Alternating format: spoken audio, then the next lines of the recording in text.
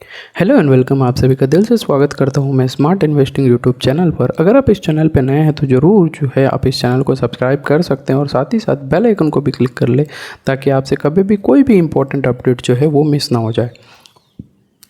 तो जैसे कि आप लोगों को थंबनेल से पता चल ही गया होगा कि आज हम लोग बात करने वाले हैं बिहार की जो है इलेक्शंस हो रही है उसके बारे में। तो बिहार में देखिए अभी इलेक्शंस हो रही है, ये हमारे स्टॉक मार्केट में कैसे अफेक्ट करेगी। देखिए स्टॉक मार्केट क्या है कि ओवरऑल जो है इंडिया की इकोनॉमी और बहुत ही ज़्यादा मार्केट इन्फ्लुएंस्ड होती है।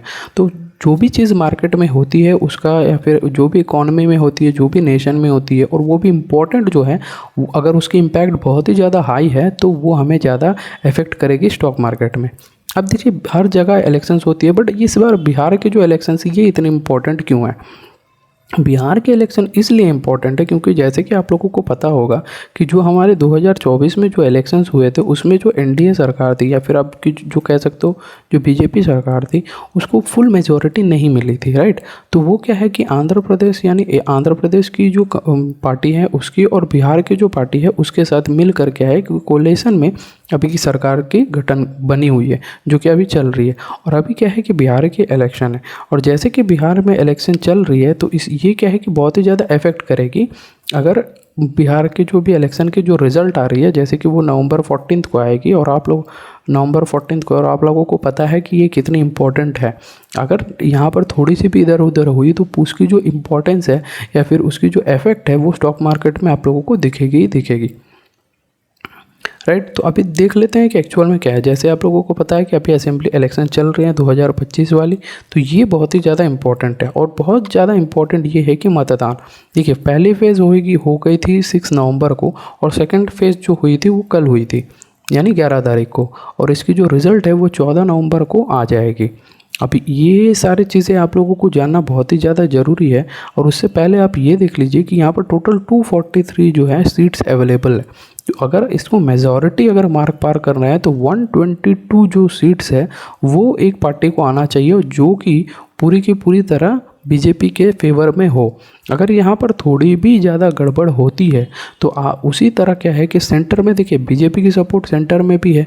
अगर यहाँ पर ज़रा सा भी गलती होती है तो जाहिर सी बात है वो चीज़ सेंटर वाली जो पार्टी है जो कि एक कोलेशन में बनी हुई है यानी दूसरे पार्टी को मिलकर वो बनी हुई है, तो वहाँ पर ज़्यादा इफेक्ट करेगी। अगर वहाँ पर इफेक्ट करेगी तो इंस्टेबिलिटी आएगी और जो कि मार्केट को बिल्कुल पसंद नहीं है। मार्केट को क्या है कि उनको सिर्फ ये मतलब है कि भाई हमारी कंपनी अच्छी कर रही है या नहीं। देखिए मार्केट तो उनकी जो क्या कह सकते हैं वो कुछ देर के लिए नेगेटिव होएगी फिर पॉजिटिव होएगी, ये सारी चीज़ें हैं। बट एज अ इन्वेस्टर आप लोगों को क्या देखना है कि कंपनी सही कर रही है या नहीं। ऐसी बात तो नहीं है कि बिहार में अगर इलेक्शंस अगर कोई कंपनी मतलब कोई पार्टी नहीं आती है तो कंपनी अपनी धंधा बंद करके निकल जाएगी, ऐसी तो नहीं है। तो बट इम्पोर्टेंट क्या हो जाती है मार्केट में, मतलब शॉर्ट टर्म के लिए एक थोड़ी सी पैनिक वाली सिचुएशन हो जाएगी। तो इन सभी से हमें लड़ना कैसे है, तो ये तो चीज़ें आपको समझ में आ गई होगी जो मैंने बताया है। अब देखिए ये भी आपको चीज़ें समझ में आ गई कि नवंबर 6 को ऑलमोस्ट 121 सीट्स पे मतदान हो चुके हैं और जो जो सेकंड फेज़ हुई थी उसमें भी ऑलमोस्ट 122 यानी 122 जो है सीट्स पे मतदान हो चुकी है और मेजॉरिटी के लिए चाहिए कितना 122, ठीक है। अब इसकी जो रिज़ल्ट है वो 14 नवंबर तक आ जाएगी, तो ये सारी चीज़ें आपको पता चली गई होगी। अब देखिए ये मार्केट में इफेक्ट कैसे करेगी वो चीज़ें अब अभी हम लोग यहाँ पर डिटेल में पढ़ लेते हैं। देखिए हो सकता है कि मार्केट में जो भी चीज़ें हो वो इन्फ्लुएंस्ड हो बहुत डोमेस्टिक और ग्लोबल फैक्टर्स के कारण। देखिए मार्केट में बहुत सारी चीज़ें होती हैं कि वो ग्लोबल फैक्टर्स को भी इम्पोर्टेंस होती है और जो डोमेस्टिक हो रही है उसमें भी इम्पैक्ट होती है मार्केट में। और ये जो अभी सिचुएशन बन रही है ये पूरी की पूरी तरह एक डोमेस्टिक मतलब इम्पैक्ट होएगी। अब ये क्यों होएगी मैंने आपको पहले भी बताया है, क्योंकि जो सेंटर में जो पार्टी है वो एक कोलिशन वाली पार्टी है जिसमें क्या है कि बीजेपी की कुछ इंपॉर्टेंट पोर्शन है। अगर उनके स्टेट में अगर बीजेपी पावर में नहीं रहती है तो क्या होएगी सेंट्रल लेवल में वो इफेक्ट करेगी, तो वो इंस्टेबिलिटी जो है मार्केट को पसंद नहीं है। तो ये कॉशियस मतलब थोड़ी चेतावनी वाली सिचुएशन रहेगी, इसीलिए हमें इस चीज़ को ध्यान देना है। और ये क्या है कि हिस्टोरिकली देखा जाए तो स्टेट इलेक्शन एक बहुत ही इंपॉर्टेंट चीज़ होती है। स्टॉक मार्केट में देखिएगा कोई भी इंपॉर्टेंट स्टेट की इलेक्शंस होती है जैसे यूपी की हुई और बिहार की हुई, दिल्ली में अगर कोई इलेक्शन होती है वो हुई, और साउथ में देखा जाए तो तमिलनाडु, आंध्र प्रदेश, कर्नाटका, ऐसे जो बड़ी बड़ी स्टेट्स हैं, महाराष्ट्र के जो इलेक्शंस है वो भी बहुत ही ज़्यादा इंपॉर्टेंट होती है, गुजरात में जो भी इलेक्शंस होती है वो भी इंपॉर्टेंट। तो ये जो स्टेट वाले जितने भी इलेक्शंस है ना, ये थोड़ी बहुत इफेक्ट जो है वो अपने स्टॉक मार्केट में डालती ही डालती है। बट बहुत सारे लोगों को ये नहीं पता कि स्टॉक मार्केट जो है इलेक्शंस के बेसिस पे नहीं चलती है, वो बिजनेस के बेसिस पे चलती है। जो मैक्रो इकोनॉमिक्स होती है मार्केट में, जो लार्जर मैक्रो इकोनॉमिक जो ट्रेंड होती है, इन वजह से तो कंपनी किस तरह चल रही है, इकोनॉमी में क्या हो रही है, उसके बेसिस पे ज़्यादातर चलती है। बट ये जो शॉर्ट टर्म में ये जो इफेक्ट होती है ना, जो इलेक्शंस हुई या फिर कहीं कोई फैक्ट्री में आग लग गई या कुछ होती है कि कहीं जगह पे फ्लड्स आ गए हैं, कुछ हो गए, तो वो क्या है कि शॉर्ट टर्म में उसमें जो है इफेक्ट आप लोगों को करेगी, जो कि लोग क्या है कि उसी चीज़ को पैनिक हो जाते हैं, उसी चीज़ों पे पैनिक हो जाते हैं। बट अभी हमें क्या करना है, अभी हमें देखना है कि ये जो शॉर्ट टर्म वॉलेटिलिटी है इससे हम लोग कैसे बचें। अगर हम लोग ये शॉर्ट टर्म वॉलेटिलिटी को बच गए तो हमें बेनिफिट करेगी। और हम लोग कैसे बचेंगे, हमें इस चीज़ों को सिर्फ देखना है, इसके बेसिस पे कोई जजमेंट नहीं लेना है। अगर आप कोई जजमेंट नहीं लोगे तो आपको कोई इफेक्ट जो है नहीं होएगी। और पूरी तरह देखा जाए, दूसरी पॉइंट बात करें तो फोकस ऑन सेंट्रल गवर्नमेंट। देखिए सेंटर में अभी भी बीजेपी है, बाद में भी बीजेपी रहेगी। और आप लोगों को पता है कि बहुत ज़्यादा इधर उधर होती रहती है कम पार्टीज, और सेंटर में अगर बीजेपी है तो उनकी इन्फ्लुएंस थोड़ी बहुत तो रहेगी। और बीजेपी देखा जाए तो नॉर्थन बेल्ट में अच्छी खासी पकड़ बनाई हुई है। नेक्स्ट ईयर में देखा जाए तो वेस्ट बंगाल में भी जो है इलेक्शंस आने वाले हैं, तो वहाँ भी इफेक्ट करने वाली है ये सारी चीज़ें। तो क्या हम लोग हर साल ये जो इलेक्शन वाली चीज़ें हैं इसके बेसिस पे क्या जजमेंट अपने बदलते रहें? ये नहीं करना है। तो अभी देखिए ये तो हो गई दूसरी पॉइंट। और तीसरी पॉइंट देखा जाए सेक्टर स्पेसिफिक इम्पैक्ट। अब इसमें क्या होएगा, देखिए बहुत सारे ऐसे होती हैं कि कुछ लोग होते हैं, अगर यहाँ पर कुछ भी इफेक्ट होती है तो वो सेक्टर स्पेसिफिक होएगी। जैसे इंफ्रास्ट्रक्चर में देखा जाए और सर्टेन कंज्यूमर गुड्स होती है, इनके ऊपर थोड़ा बहुत इफेक्ट होएगी। जो कि नई गवर्नमेंट आएगी ना, उनके जो भी डिपेंडेंसी है वो इन सारी चीज़ों पे बेनिफिट होएगी। अगर मान लीजिए कि यहाँ पर बीजेपी की गवर्नमेंट आ जाती है, तो अभी देखा जाए तो मतलब प्रॉपर बीजेपी की जो गवर्नमेंट है वो आ जाती है, क्योंकि इससे पहले भी थी और बीजेपी की सपोर्ट वाली करने वाले ही नहीं है अभी भी। तो अगर यहाँ पर आती है तो वो लोग इंफ्रास्ट्रक्चर में डिपेंडेंसी बढ़ाएंगे, नए नए ब्रिजेस बनाएंगे, कंस्ट्रक्शंस करेंगे, ये सारी चीज़ें होएगी। और कुछ जो कंज्यूमर गुड्स होती हैं, गुड्स वाली जो कंपनीज है या सेक्टर्स हैं, वैसे प्रोडक्ट्स के ऊपर काम मतलब डील्स होएंगी, तो क्या कंपनीज़ को बेनिफिट होएगी। अब ये टाइम सबसे क्रूशल टाइम होता है कि नई जब जैसे भी पार्टी बनती है तो उनका कुछ वादा होता है कि मुझे 5 साल में कुछ करना है, कि ये इस चीज़ें डेवलप करना है। तो वो जो पैसा है वो कहीं ना कहीं से तो आएगा और कोई ना कोई कंपनी को तो जाएगा।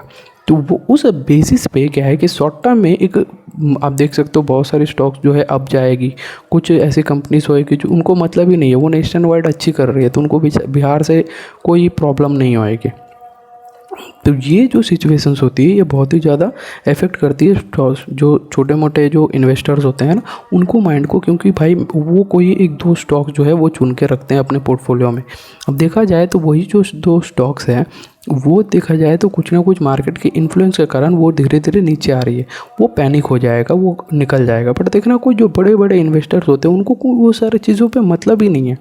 वो एक बार इन्वेस्ट कर लिए तो वो लोग देखते हैं कि मुझे आने वाले 5 साल के बाद क्या होएगी, वो उसके ऊपर ज़्यादा फोकस करते हैं। तो अभी हम लोगों को क्या करना है, सबसे पहले तो आप लोगों को कोई पैनिक नहीं होना है। देखिए पैनिक आपको नहीं होना है। शॉर्ट टर्म में जो भी चीज़ें हों, देखिए अभी जो रिज़ल्ट है वो तो फेवर में आने वाली है, ऐसा एग्जिट पोल ये सारी चीज़ें तो बता रही है। बट एक्चुअल में क्या होएगा वो तो रिज़ल्ट वाले दिन ही पता चलेगा, 14 तारीख को ही हमें पता चलेगा। तो 14 तारीख को हमें वेट करना है कि 14 तारीख को क्या होने वाला है। उसके बेसिस पे आपको ये जजमेंट लेना है कि जो भी आपने सोच के रखा है, आप तो अभी तक कुछ ना कुछ तो सोचे हो कि मैं ये जो स्टॉक्स है इसके ऊपर मैं ज़्यादा फोकस करूँगा, या फिर ऐसा हो सकता है कि आप लोग ये सोचा है कि बिहार का जो इंफ्रास्ट्रक्चर है वो आने वाले दिनों में बढ़ेगा। तो आप इंफ्रास्ट्रक्चर वाले जितने भी स्टॉक्स हैं आप उसे अपने एक वॉच लिस्ट में बना के रखो और उनके ऊपर ज़्यादा फोकस करो, क्या हो रही है वो सारी चीज़ें देखो। तो सबसे पहला पॉइंट आपको समझ में आएगा, आपको पैनिक नहीं करना है। दूसरी बात क्या है कि आपको फ्यूचर ओरिएंटेड जो भी बिज़नेस होती हैं, जो भी बड़े बड़े कंपनीज है, जो जैसे अभी मैंने बताया इंफ्रास्ट्रक्चर वाली कंपनीज, तो उसके ऊपर ज़्यादा फोकस रखना। उसमें कौन सी चीज़ें हैं, मतलब इंफ्रास्ट्रक्चर में कौन सी कंपनीज आती है, उन सारी कंपनीज को आपको एक जॉट डाउन करना है, एक जगह रखना है। और उसके बाद क्या है कि आपको एनालिसिस करना है। जैसे कि नवंबर 14 को रिजल्ट आ गई तो 15 को तो मार्केट बंद है, राइट। तो मई 15 को तो मार्केट बंद है, तो 17 को क्या हो रही है, मार्केट में क्या डिसीजन हो रही है, उस स्टॉक में कैसा वो परफॉर्मेंस करी है। तो ये सारी चीज़ों को आपको क्या है कि एनालिसिस करना है। आप अगर एनालिसिस मान लेते हैं कि आपने कुछ लगभग 6-7 जो कंपनी से आपने चुन के रखा था, उसमें से देखा जाए तो जो 3 कंपनी से वो बहुत ही अच्छा रिटर्न किए, तो अब क्या है कि इनको क्या है कि ऑर्डर मिलने की संभावना बहुत ज़्यादा बढ़ जाती है, या यूँ कह सकते हो इनको बेनिफिट करने होने की बहुत ही ज़्यादा प्रोबेबिलिटी है। बाकी 4 स्टॉक्स देखा जाए तो उनमें उतनी ज़्यादा परफॉर्मेंस या उतनी ज़्यादा पॉजिटिविटी नहीं आई है। यहाँ पर मान लेते हैं कि किसी स्टॉक में 0.5% की बेनिफिट हुई है, और यहाँ पर देखा जाए तो कि 2% 3% ऐसे भागी है। अब ये क्यों हुई है, क्योंकि उनको पता है कि अगर यहाँ पर कुछ भी डेवलपमेंट होती है तो वो ये टॉप 3 कंपनीज़ को ही मिलेगी। और ये जो टॉप 3 कंपनीज होती है वो नॉट ओनली बिहार, ये ऑल ओवर इंडिया में कैटर करके रखती है। चाहे इंडिया में कोई भी बड़ी मतलब इंफ्रास्ट्रक्चर बने तो इनको बेनिफिट मिलना ही मिलना है। जैसे सीमेंट में कुछ कंपनीज है, मैं नाम तो नहीं लूँगा, बट सीमेंट में कुछ कंपनीज है, जैसे कि देखा जाए तो कहीं भी कुछ भी हो जाए सीमेंट में वही कंपनी जाती है। स्टील की देखा जाए तो कोई एक ऐसी कंपनी है जो वहीं से स्टील जो है मैक्सिमम आती है। स्टील में वैसे भी देखा जाए कि 2 ही ऐसी कंपनीज हैं, हाँ, तो वो इसमें ज़्यादातर होती है। और तीसरी जो है कंस्ट्रक्शन करने वाली जो कंपनी बनाएगी वो सारे चीज़ों को, वो भी कहीं ना कहीं बहुत सारे लोग सुन चुके हैं उसके बारे में, तो वो वही कंपनी को है क्या है बेनिफिट मिलेगी। तो इस तरीके से आपको ध्यान देना है, फोकसली आप लोगों को देखना है कि कौन ग्रोथ कर सकती है। अब इन सारी चीज़ों में हमें तो कुछ ऐसी भी होगी कि हमें शॉर्ट टर्म के लिए कुछ स्टॉक्स मिलेंगे जो शॉर्ट टर्म 10% 15% भाग गए। तो अगर आपको जानना है कि आप किस तरीके के इन्वेस्टर हो, कि शॉर्ट टर्म के इन्वेस्टर हो या फिर लॉन्ग टर्म के इन्वेस्टर हो, उस बेसिस पे आप लोगों को जजमेंट लेना है। अगर आपको ये लगता है कि नहीं मैं शॉर्ट टर्म में 10 15 20% में निकाल के ले लूँगा, तो आप उस हिसाब से इन्वेस्टमेंट करिए। और कोई ऐसा सोच रहा है कि भाई ये 4% 10 15 20% से क्या होने वाला है, मुझे तो 100% 200% की चाहिए, तो आप लॉन्ग टर्म वाले हो तो आप लॉन्ग टर्म के हिसाब से सोचिए। इस बार बिहार में हुई है, नेक्स्ट टाइम देखा जाए तो कहीं और होएगी ये इलेक्शंस, तो उस बेसिस पे आप लोग नेक्स्ट टाइम के लिए भी खेल सकते हो। तो इस हिसाब से क्या है कि आप किस तरीके के इन्वेस्टर हो, उस बेसिस में आप लोगों को जजमेंट जो है यहाँ पर लेना है। अब मैं बताता हूँ इस वीडियो की पूरी कंक्लूज़न क्या है। देखिए, बिहार में इलेक्शंस हो रही है, ऐसी बात नहीं है कि ये पहली बार हो रही है, इससे पहले भी हुई थी और आगे भी होएगी। अब लेकिन बिहार की जो इलेक्शन के जो रिजल्ट है वो ज़्यादा इम्पोर्टेंट इसलिए हो जाती है क्योंकि इस जो पार्टी या फिर यूँ कह सकते हो जो बिहार में जो भी इलेक्शन के रिजल्ट आएगी वो डायरेक्टली और इनडायरेक्टली जो है वो सेंट्रल जो गवर्नमेंट है उसके ऊपर इफेक्ट करेगी। क्योंकि जो सेंट्रल गवर्नमेंट में जो भी पार्टी अभी रूल कर रही है वो कोलिशन गवर्नमेंट है, यानी उसमें बीजेपी भी है, आंध्र प्रदेश की भी जो पार्टी है तेलुगु देशम पार्टी वो भी देखा जाए तो इसमें है। और तीसरी बात क्या है कि जो बिहार की जो पार्टी है वो भी इसके सपोर्ट है। तो अगर बिहार के इलेक्शन में ज़रा सा भी इधर उधर हुई तो क्या है कि वो सेंट्रल में इफेक्ट कर सकती है। तो इसीलिए बिहार की जो इलेक्शन है ये बहुत ही ज़्यादा इम्पोर्टेंट हो जाती है मार्केट पर्सपेक्टिव से, क्योंकि मार्केट क्या है कि स्पेकुलेटिव मार्केट है। यहाँ पर मार्केट में जो भी न्यूज़ चल रही है उसके बेसिस में मार्केट की जो इन्वेस्टमेंट होती है, बहुत लोग क्या है कि मतलब प्राइस अप जाना लो जाना, तो ये सारी चीज़ें कि सेंटिमेंट्स के बेसिस पे बनती है। तो हमें ये सारी चीज़ें ध्यान देना है। और दूसरी बात क्या है कि सिर्फ और सिर्फ ये हमें यही नहीं ध्यान देना है, बट चाहे कुछ भी हो जाए, कोई भी गवर्नमेंट आ जाए, देखिएगा कुछ ऐसे सेक्टर्स होंगे जिनको बेनिफिट होना ही होना है, तो आप उन सारे सेक्टर्स के ऊपर ज़्यादा फोकस करिएगा। अगर आप उनके ऊपर फोकस करोगे तो आपको पता चल जाएगा। और फोकस का मतलब ये नहीं कि आपको तुरंत कल परसों जाके उसमें इन्वेस्ट कर लिए, वैसा नहीं करना है। देखिए, रिजल्ट आएगी, रिजल्ट आते ही मार्केट में हल्की सी ऊपर नीचे तो होएगी होएगी। तो आपको सिर्फ ये देखना है कि कौन सी कंपनीज आपको अच्छी रिटर्न्स दे रही है उस टाइम पे, क्या उसका इफ़ेक्ट जो है आपका भी कुछ सोच होना चाहिए ऐसे सिचुएशन पे। और आपको ये देखना है कि जो स्टॉक्स आपने चुन कर रखा हुआ है वो स्टॉक क्या बेनिफिट अच्छी दे रही है, पॉजिटिविटी दिखा रही है, जो आपने सोच के रखा था कि वो क्या वैसे परफॉर्म कर रही है। अगर कर रही है तो आपको अपने पोर्टफोलियो में जगह दे दीजिएगा उन स्टॉक्स को। अगर नहीं दे रही है तो फिर आप उसे अपनी जो वॉच लिस्ट है उन पर रख सकते हो। ऐसी बात तो नहीं है कि यही साल हो जाएगी, अब चाहे कोई भी कंपनी हो जाए, ऐसे कुछ सेक्टर्स होते हैं जिनको बेनिफिट मिलना ही मिलना है। जैसे इंफ्रास्ट्रक्चर वाली कंपनीज हुई, और भी 2-4 सेक्टर्स है जिनको बेनिफिट मिलना ही मिलना है। ज़्यादातर क्या है कि इंफ्रास्ट्रक्चर में ज़्यादा फोकस होती है, क्योंकि इंडिया जो है वो एक डेवलपिंग कंट्री है, तो इसीलिए वो जो चीज़ें आप लोगों को ध्यान देना है। अब उसके बाद क्या करना है, आपको पैनिक नहीं होना है। आपको लॉन्ग टर्म के बेसिस पे इन्वेस्ट करना है या शॉर्ट टर्म के बेसिस में इन्वेस्ट करना है, ये आपको पहले क्लियर हो जाना है। उसके बेसिस पे आप अपना इन्वेस्टमेंट करो, जो भी रिटर्न्स आए कि वो आप एंजॉय करो। यही वीडियो की कंक्लूजन है। आशा करता हूँ कि ये सारी चीज़ें आपको पसंद आ गई होगी, अच्छी लगी होगी। अगर लगी है तो ज़रूर आप इस चैनल को सब्सक्राइब कर लेना और बेल आइकन को क्लिक कर लेना, ताकि आपसे कभी भी कोई भी इंपॉर्टेंट अपडेट जो है वो मिस ना हो जाए। ठीक है, तो मिलते हैं अगले वीडियो में, तब तक के लिए जय हिंद।